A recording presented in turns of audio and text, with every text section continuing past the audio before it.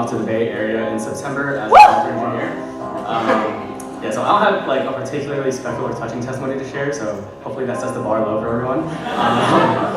But yeah, so faith is a deeply personal and multifaceted journey, and I think I've grown in a lot of those areas at ECC, but I'd like to just focus on one arc in particular. So yeah, ever since I began to take my faith more seriously, I realized questions naturally arise that make you think more deeply. And I remember even when I was taking baptism classes when I was 10, we were learning about the basics of sin and salvation.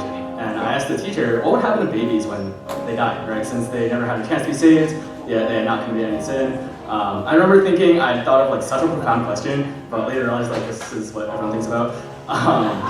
Yeah, so in fact, freshman year of college, I somehow ended up in a conversation with an agnostic friend, and these were the sort of questions that he brought up. Right, and it was an amiable discussion, and I'm pretty sure I responded with reasonable answers, but after the conversation, I realized the answers I gave weren't ones I was particularly satisfied by myself.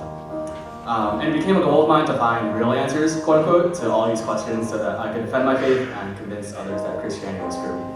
And so I set out on a journey for meaning and truth, and to build up my faith with no assumed axioms. So no assumption that what I learned in Sunday school is true, no assumption that the Bible was the Word of God. And I was pretty clueless on where to start. But I think like my first dive into this area was like watching all those YouTube videos of like Christian versus atheist debates, whatever, you know. And I was quickly absorbed into everything there was to explore and know more about. I began to read and listen to some of the books of people involved in these debates. And after suggestions from peers, many at DCC, I began to read the works of like C.S. Lewis and the theology of Wayne Grudem. I began to read the apology of Tim Keller and Ravi Zacharias.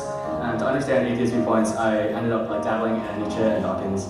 And to some extent, certain questions and doubts were satiated. Yet, as I continued to digest all of this, it seemed as though answers to some questions only brought about 10 others. And there are moments through all that I questioned so much about Christianity, and I realized that I was far from having all the answers. But really, the most important thing I've learned is that I never will. And I realized that this should not push me away from my faith, and rather it should humble me and cause me to be wary of too much self-righteousness. It should compel me to remain open and curious and eager to continue the spiritual journey. God does not require us to understand everything about Him or His world, but asks simply for our free choice to trust and obey Him. At the end of the day, I choose to believe in Jesus. The notion we call faith is encapsulated in that choice. And so I'll simply end with Hebrews 11:1. Now faith is the assurance of things hoped for, the conviction of things not seen.